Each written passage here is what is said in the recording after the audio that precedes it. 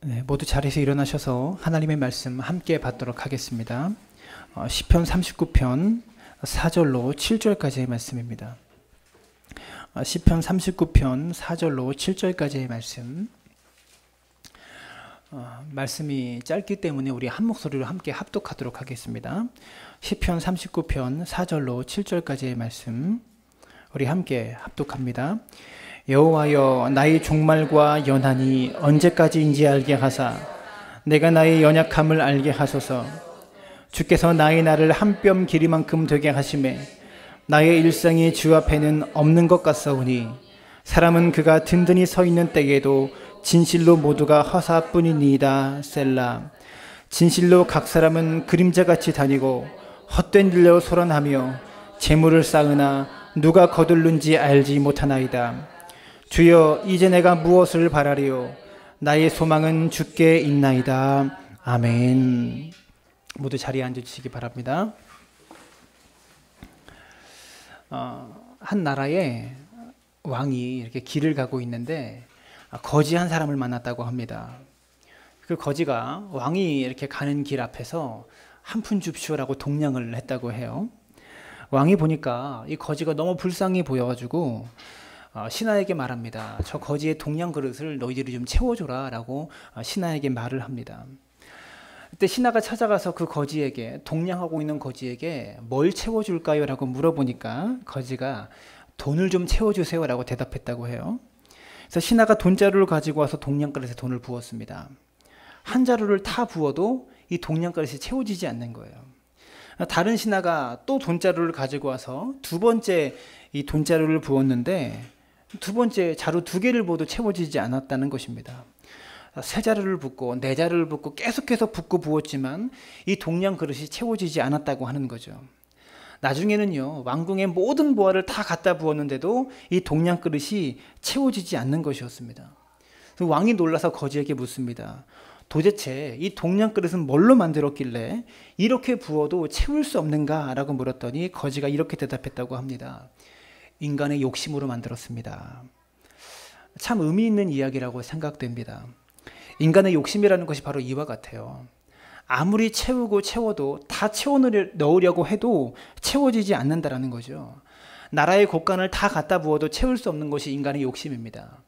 이것이 우리가 작년부터 시작되어진 국정 논당 사건을 통해서 깨달았던 것 아닙니까? 아무리 채워도 갈증을 느끼고 더 많은 것, 더 큰 것을 갈망하다가 그렇게 우리의 인생은 마무리되어진다는 거죠. 그럼에도 불구하고 많은 사람들은 여전히 욕심을 채우기 위해서 세상을 살아가고 있습니다. 왜 그럴까요? 왜 욕심을 채우기 위해서 우리가 세상을 살아가고 있을까요? 그것은 우리의 인생이, 우리의 삶이 무엇인지 모르기 때문에 그렇게 욕심을 내면서 살아가고 있지 않나라고 생각해 봅니다. 어떤 분은 이렇게 질문할 수 있을 것 같아요. 목사님 인생도 그렇게 많이 산 인생은 아닌 것 같은데 무슨 인생에 대해서 그렇게 안다고 말하십니까? 라고 반문하실 분도 계실 것 같습니다. 그렇습니다. 저도 나이가 얼마 되지 않아서 인생에 대해서 잘 알지 못합니다. 하지만 만고불만의 진리요, 영원한 생명의 말씀인 성경에서 우리가 살고 있는 인생이 얼마나 한계가 많은 인생인지를 말해주고 있다는 것이죠. 오늘 본문의 말씀은 다윗이라고 하는 이스라엘의 왕이 자신의 인생을 돌아보면서 인생은 이렇더라라고 기록하고 있는 말씀입니다. 이 말씀을 함께 나누면서 우리가 살고 있는 인생의 한계가 무엇이고 우리의 인생이 무엇인지를 발견하고 또한 이 한계뿐인 인생 속에서 우리가 어디에다 소망을 두고 살아야 되는지를 깊이 있게 깨닫고 돌아가는 시간 되어지기를 주님의 이름으로 축원합니다. 첫 번째, 우리 인생의 한계는 우리가 사는 인생에는 끝이 있다라는 겁니다. 시편 39편 4절의 말씀은 이렇게 말합니다. 함께 읽습니다. 시작. 여호와여, 나의 종말과 연한이 언제까지인지 알게 하사 내가 나의 연약함을 알게 하소서. 지금 이게 왕이 하는 기도입니다. 한 나라의 왕이 하는 기도인데 참 기도가 특이합니다. 내 인생의 종말과 연한을 알게 해달라고 간구하고 있다는 거죠. 많은 사람들이 다 동의하는 내용입니다. 내가 죽는다는 사실에는 다 동의합니다.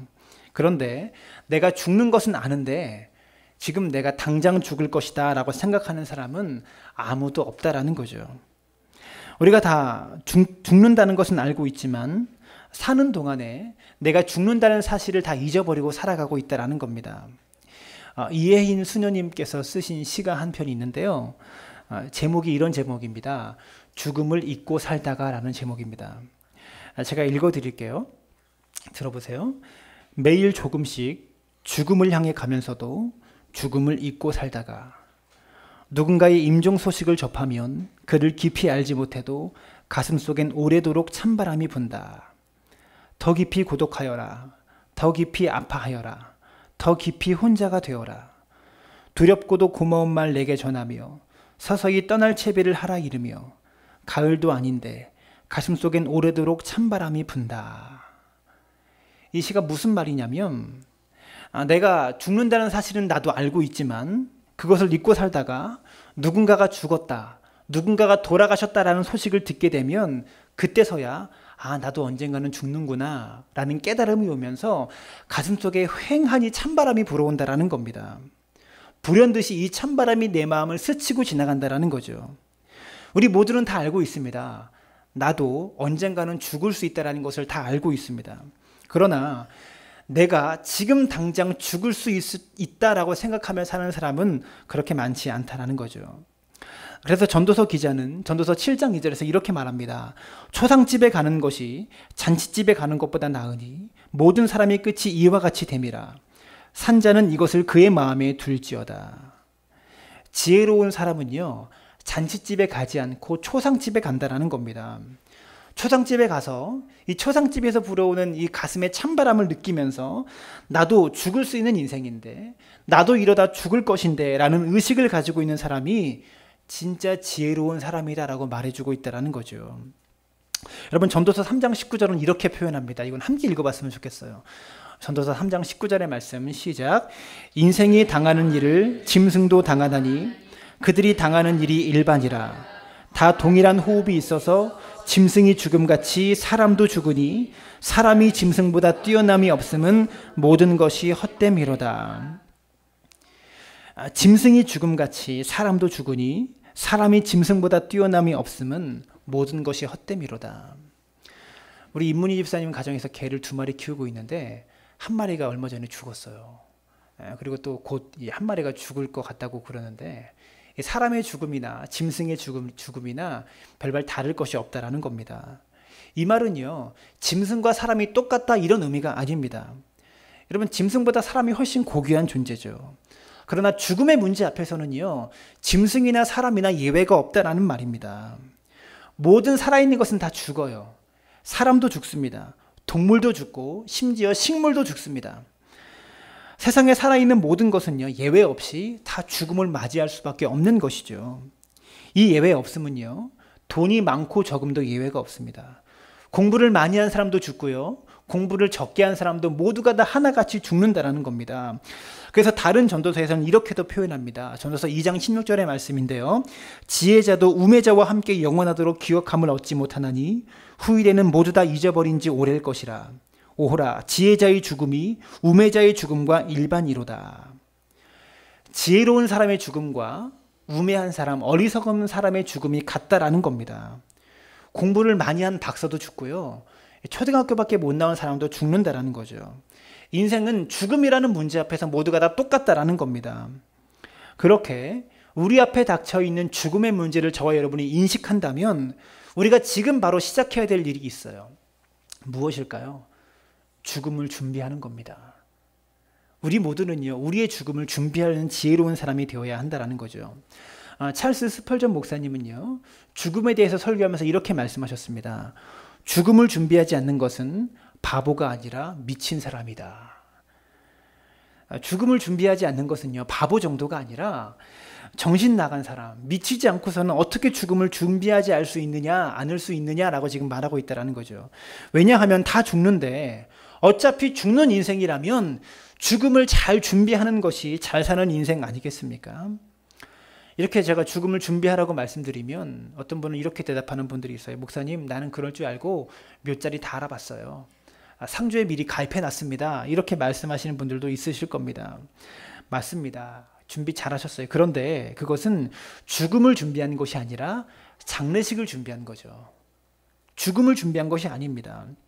묘자리 받았다고 해서 상조에 가입했다고 해서 그것은 장례식을 준비한 거지 죽음을 준비한 것이 아니라는 거죠. 진짜 죽음을 한다는 것은 무엇입니까? 내가 죽는다는 사실을 깨닫고 죽음 이후에 펼쳐질 영원한 인생, 영원한 삶을 준비하는 것, 그것이 죽음을 준비하는 것입니다. 다시 말씀드리겠습니다. 죽음을 준비한다는 것은 죽음 이후에 펼쳐질 영원한 삶을 준비하는 것이 죽음을 준비하는 인생이더라 라고 말하는 겁니다. 아마도 이렇게 질문할 겁니다. 목사님, 죽어도 보지 않았으면서 어떻게 죽음 이후에 삶이 있다고 말할 수 있겠습니까? 라고 생각하는 분이 계실 거예요. 사랑하는 여러분, 우리는요 본능적으로 죽으면 끝이 아니다라는 사실을 인간은 모두가 다 알고 있습니다. 성경은요 죽음 이후의 삶에 대해서 뭐라고 말합니까? 히브리서 9장 27절에 이렇게 말합니다. 한 번 죽는 것은 사람에게 정해진 것이요 그 후에는 심판이 있으리니. 여러분, 죽음이 끝이라면 이 땅에서 도둑질하고 살아가든지 사기를 치든지 어떻게든지 이 땅에서 잘 먹고 잘 살다가 끝나면 됩니다. 죽음이 끝이라면. 그런데 그렇게 살 수 없는 이유가 무엇입니까? 그렇게 우리의 인생을 마구잡이로 허비할 수 없는 이유가 무엇입니까? 죽음 이후에 또 다른 삶이 우리를 기다리고 있기 때문에 이 땅에서 인생을 대충 살 수 없는 것입니다. 성경은요 죽음은 다 정해진 것이기에 누구에게나 죽음이 찾아오는데 이 죽음 뒤에 심판이 있다라고 분명히 증언하고 있다라는 것이죠. 왜 심판을 합니까? 죽음 이후의 삶, 죽음 이후에 펼쳐질 인생이 있기 때문에 심판을 통해서 중간 평가를 하는 겁니다. 평가를 하는 겁니다. 내가 어디서 살지를, 내가 어디 가서 살지를 중간 평가하는 자리가 심판의 자리라는 거죠. 영원한 지옥에서 살 것인지 영원한 천국에서 살 것인지 이 둘 중에 하나를 결정하는 자리가 심판대 앞이라는 겁니다. 요한계시록 20장 13절부터 15절은 이렇게 말합니다. 우리 함께 읽었으면 좋겠습니다. 시작.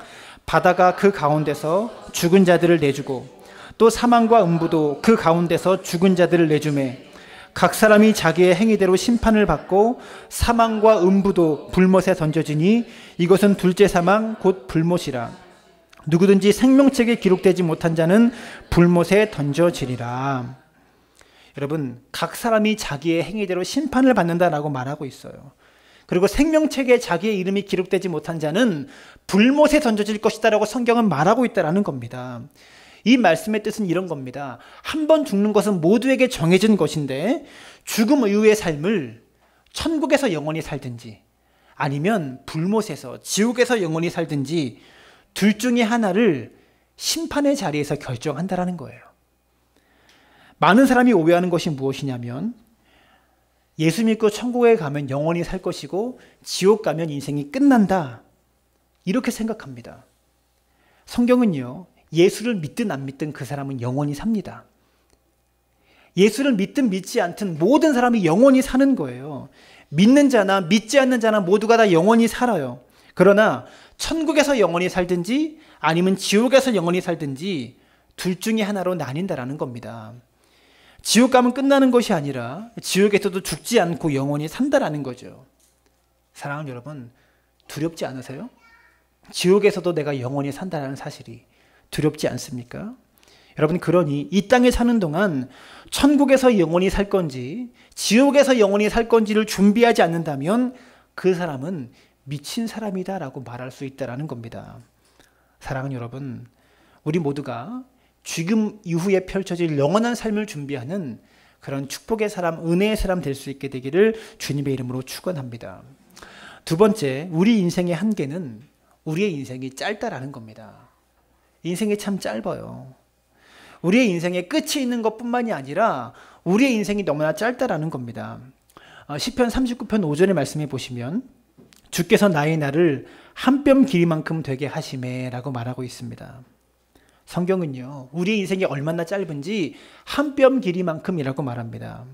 원어적으로 우리가 생각하는 이런 한 뼘이 아니라 이 엄지손가락에서 새끼손가락을 제일 느린 이 한 뼘이 아니라 원어적으로 손가락 네 마디를 한 뼘이라고 말하는 거예요. 이 네 마디. 이 히브리어 원어상인 그래요. 인생을 80 정도라고 치면 이 네 마디가 그 한 뼘 인생이니까 인생을 80 정도라고 치면 어떤 분은 손가락 두 마디를 다 쓰고 지나가고 이제 두 마디만 남은 분이 있고 어떤 분은 손가락 한 개만 남은 분도 분명히 계실 겁니다. 그게 우리의 인생이라는 거죠. 이만큼 인생이 짧다라고 말하는 겁니다. 사랑하는 여러분, 인생이 얼마나 짧습니까?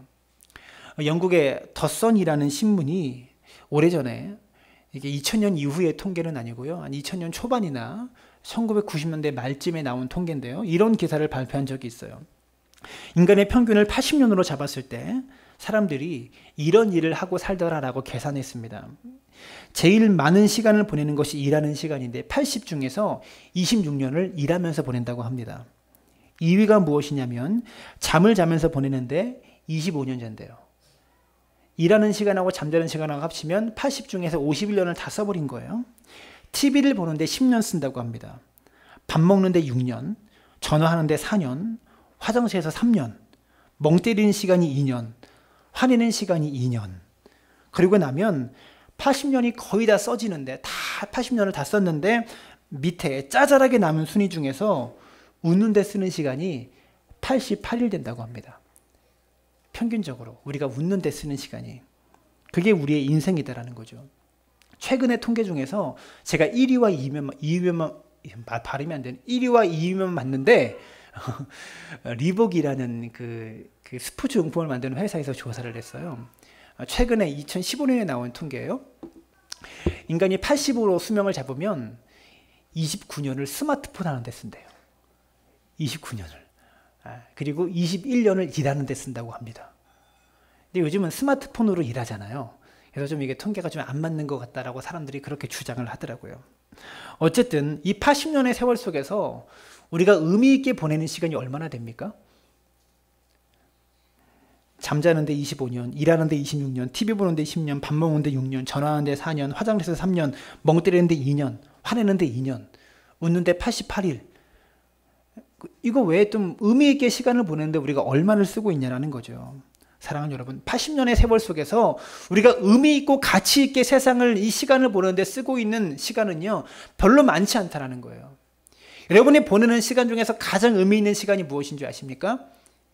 예배하는 시간입니다. 하나님께 우리의 마음과 정성을 드리는 시간, 이게 가장 의미 있고 가치 있는 시간이에요.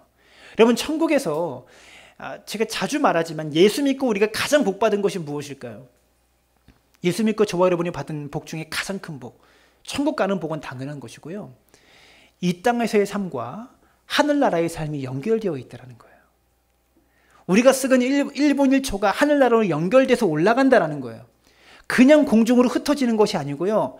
예수를 믿는 성도, 천국을 경험하는 성도, 하나님 나라로 들어가는 성도는요, 이 땅에서 천국까지 송유관처럼 연결되어 있어서 우리가 주를 위해 드리는 의미로운 시간, 주를 위해 헌신하는 의미 있는 시간들이요 다 하늘나라로 올라간다는 것을 기억할 수 있게 되기를 바랍니다. 사랑하는 여러분, 80년을 산다고 하면 가장 가치 있고 가장 의미 있는 일에 여러분의 시간과 정성과 마음을 투자할 수 있게 되기를 주님의 이름으로 축원합니다. 5절의 말씀 다시 한번 읽어보면 다 같이 읽습니다. 시작. 주께서 나의 날을 한 뼘 길이만큼 되게 하심에, 한 장 넘겨주셔야 돼요. 시작. 주께서 나의 날을 한 뼘 길이만큼 되게 하심에 나의 일생이 주 앞에는 없는 것 같사오니 사람은 그가 든든히 서 있는 때에도 진실로 모두가 허사뿐이니이다. 얼마나 인생이 짧은지 영원한 삶에 비추어 보면 없는 것 같다라고 지금 표현하고 있다는 거죠. 여러분, 그런데 참 놀라운 것이 무엇이냐면 이 영생의 시간을 어디서 보낼지를, 천국에서 영원히 살 것인지 지옥에서 영원히 살 것인지를 이 짧고 짧은 80년의 기간 동안에 결정된다는 사실입니다. 이 영원한 인생이, 이 둘 중에 하나의 영원한 인생이 우리가 짧게 사는 이 80년의 기간 동안에 결정되어진다는 겁니다. 사랑하는 여러분, 영생을요 영생의 자리에 가서 결정하는 것이 아니라 이 땅에서 사는 짧은 기간 동안에 내가 죽음 이후에 어디서 살게 될 것인지를 결정한다라는 사실 말이죠. 사랑하는 여러분, 그래서 저와 여러분이 오늘 이 자리에 앉아있다라고 하는 것입니다. 이것은요, 죽음 이후에 우리가 어디서 살 것인지를 결정하는 결정권을 하나님께서 저와 여러분에게 주신 것입니다. 그러나 이 기회는 너무나 짧다라는 것 기억해야 됩니다. 금방 지나갑니다. 화살같이 빠르게 지나갑니다. 그러므로 이 영생을 결정하는 이 문제를 우리가 다음으로 미룰 것이 아니라 오늘 이 자리에서 죽음 이후에서 지옥에서 살지 천국에서 살지를 결정함으로 죽음을 준비하는 복된 믿음의 사람들 되어주시기를 주님의 이름으로 축원합니다. 세 번째, 우리 인생의 한계는요, 우리의 인생이 허무하다라는 겁니다. 참 허무합니다. 5절 하반절에 보시면 사람은 그가 든든히 서 있는 때에도 진실로 모두가 허사뿐이니이다. 허사뿐이니이다. 원어적으로 보면 이 허사뿐이니이다 이 말이요, 후 하고 바람을 부는 거예요. 바람 부는 겁니다. 여러분, 첫 번째 사람의 인생이 끝이 있다라는 문제가 있고요. 두 번째 문제가요, 짧다라는 문제가 있습니다. 그런데 끝이 있고 인생이 짧아도 결과물이 좋으면 그런데도 좀 남잖아요. 결과가 좋으면 그런데도 좀 위로가 되잖아요. 그런데 끝이 있고 짧기만 한 것이 아니라 그 결과물들이 후 하고 바람 불면 날아가 버리는 먼지와 같다라는 거예요. 결과물이 아무것도 남는 것이 없다라는 말이죠. 그래서 인생이 허사뿐이다라고 성경은 가르치고 있는 겁니다. 이어지는 6절의 말씀은요, 이 인생이 얼마나 허사인지를 이렇게 말해줍니다. 진실로 각 사람은 그림자같이 다니고 헛된 일로 소란하며 재물을 쌓으나 누가 거둘는지 알지 못하나이다. 우리 인생이 얼마나 허사인지요, 그림자 같다고 합니다. 여러분, 그림자를 잡을 수 있습니까? 그림자를 잡는다고 붙잡아집니까? 그게 우리의 인생이다라는 거예요. 헛된 일 때문에 소란하고 서로 싸우면서 어떻게든 쟁취하려고 하지만 내가 가지고 있는 이 모든 재물들을 나중에 누가 거둘는지 우리는 알지 못한다는 거예요. 지금 내가 가지고 있어서 내 것이라고 하지만 이게 끝까지 내 것으로 남는다는 보장은 없다라는 거죠. 사랑하는 여러분, 전도서 1장 14절도 우리의 인생을 이렇게 표현합니다. 내가 해 아래에서 행하는 모든 일을 보았노라. 모두 다 헛되어 바람을 잡으려는 것이로다. 여러분, 바람 잡아보셨습니까? 하늘에 날아가는 바람을 잡으려고 해도 잡을 수가 없다라는 거죠. 인생이 이렇다고 성경은 우리에게 가르쳐주고 있다는 겁니다. 그림자 같아서 잡아도 잡히는 것이 없고 후 하고 바람 불면 다 날아가 버리고 끝나버리는 것이 저와 여러분이 살고 있는 인생이다라고 말하는 거죠.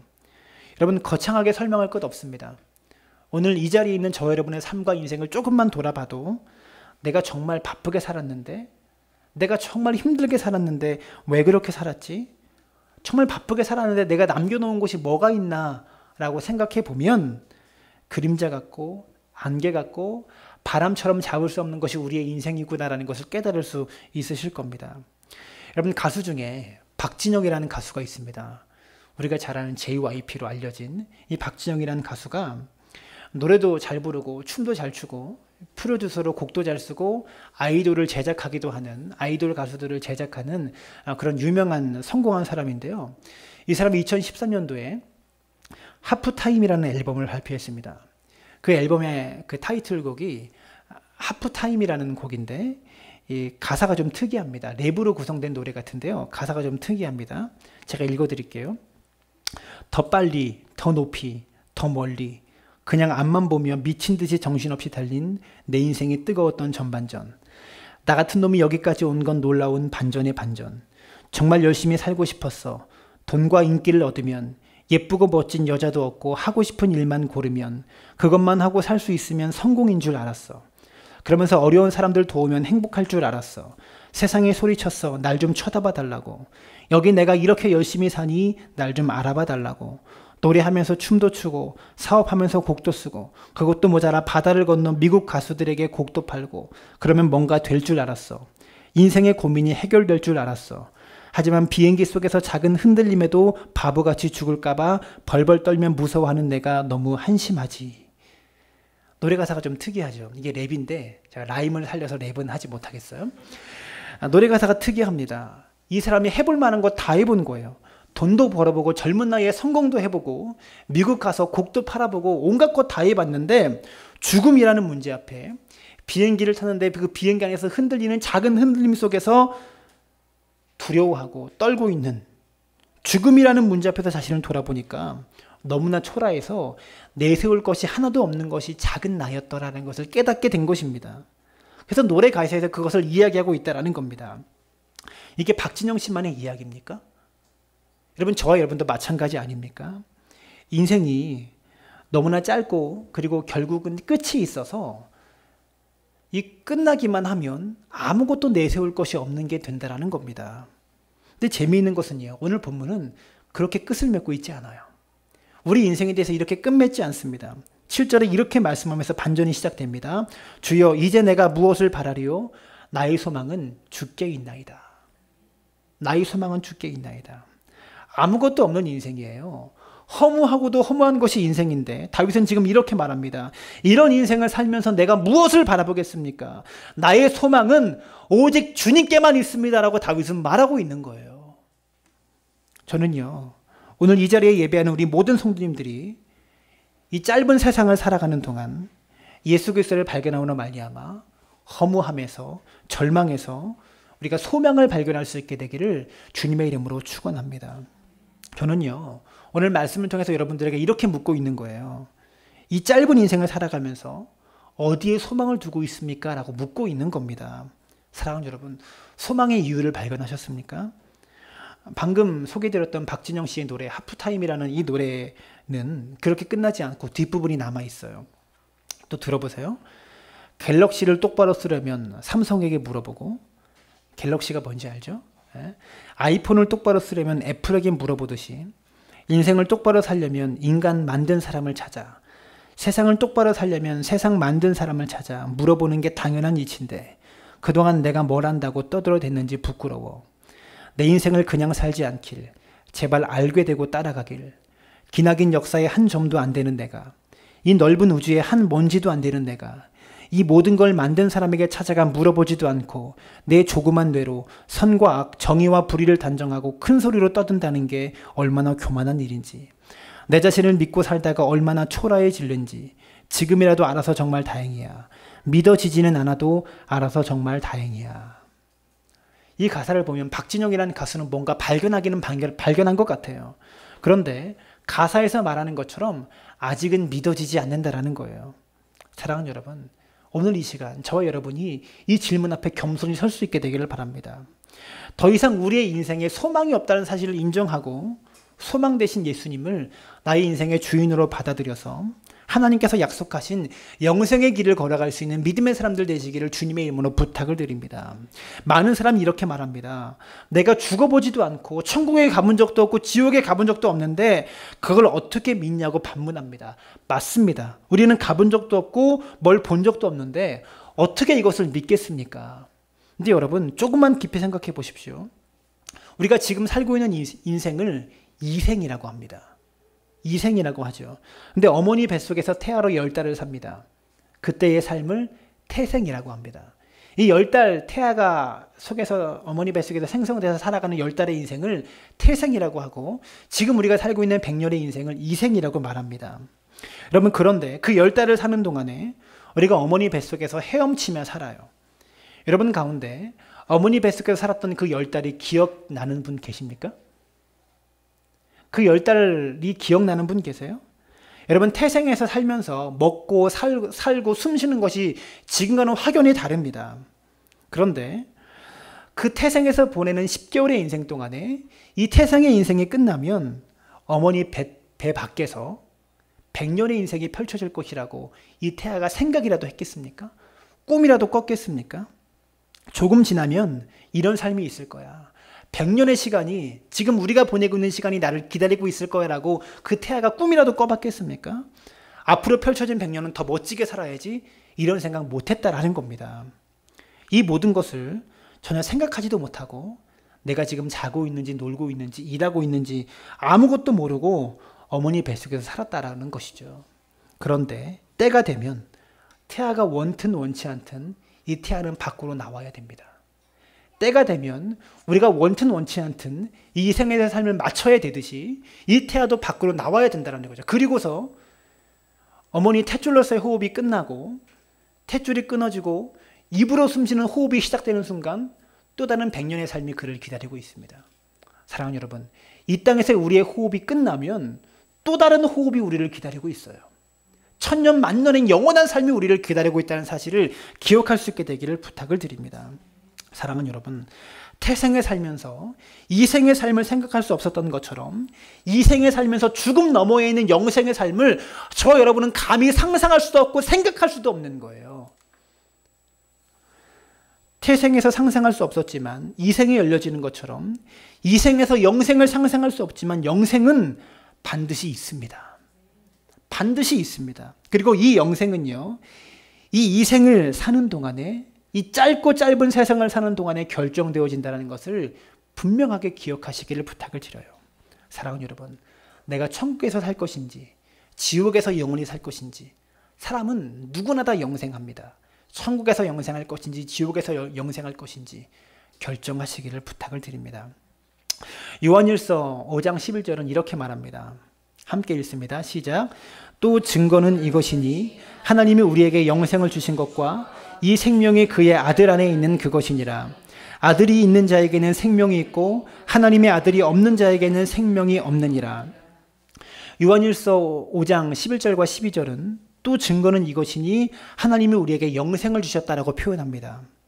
하나님이 우리에게 무엇을 주셨다고요? 영생을 주셨습니다. 여러분, 자, 이 볼펜을 영생이라고 칩시다. 이게 영생입니다. 이 영생을 주셨는데 이 영생을 어디다가 주셨습니까? 그의 아들 안에 주셨습니다. 그의 아들 안에. 하나님의 아들이신 예수 그리스도 안에 이 영생을 넣어서 주셨다는 겁니다. 자, 이게 하나님의 아들이라고 칩시다. 이 성경책이 하나님의 아들입니다. 이 하나님의 아들 안에 영생을 넣어서 주셨어요. 그래서 12절은 이렇게 말합니다. 하나님의 아들이 있는 자에게는 생명이 있고 라고 표현합니다. 아들이 있으니까 아들 안에 있는 뭐도 있는 거예요? 영생도 같이 있는 겁니다. 근데 하나님의 아들이 없는 자에게는 영생도 없다라는 거예요. 이것을 오늘 우리에게 선물로 주셨다라는 겁니다. 성경은요, 우리에게 이 영생의 길을 다르게 설명하지 않고 요한복음 1장 12절은 영접하는 자, 곧 그의 이름을 믿는 자들에게는 하나님의 자녀가 되는 권세를 주셨으니라고 표현합니다. 영접하는 자에게. 영접한다는 것이 무엇이냐면 집에 손님이 오면 손님이 문 밖에서 문을 두드리죠. 똑똑똑 두드리면 그 주인이 나가서 모셔드립니다. 손님 들어오세요라고 모셔드립니다. 이것을 영접한다라고 말합니다. 이것처럼 예수님께서 오늘 이 시간 저 여러분의 문 앞에, 마음의 문 앞에 찾아오셨는데 그분을 모셔드리는 거예요. 하나님의 아들이신 그분이 내 문 밖에서 기다리고 있고 내가 모셔드리면, 아들을 받아들이면 그 아들 안에 있는 무엇도 함께 오는 거예요? 영생도 우리에게 함께 찾아온다라는 겁니다. 사랑하는 여러분, 예수님께서 내 안에 들어오시면 예수님 안에 소유된 영생도 우리에게 들어온다라는 것이죠. 사랑하는 여러분, 지금 예수님께서 우리 문 밖에 서셔서 두드리고 계십니다. 우리가 마음의 문을 열고 예수님을 맞아들이면 나는 예수님을 모셨지만 예수님께서 가져오신 영생이라는 선물도 함께 받아 누리게 된다는 사실입니다. 사랑하는 여러분, 오늘 이 시간 저 여러분 모두가 이 영생을 소유하게 되기를 주님의 이름으로 축원합니다. 우리가 사는 인생에 한계밖에 없음을 깨닫고 우리 삶의 주인 되시고 우리 삶의 창조주 되시는 하나님 앞에 나아가서 그 예수 그리스도를 영접함으로 말미암아 천국에서 영원한 삶을 소유하는 믿음의 사람들 되어지시기를 주님의 이름으로 축원합니다.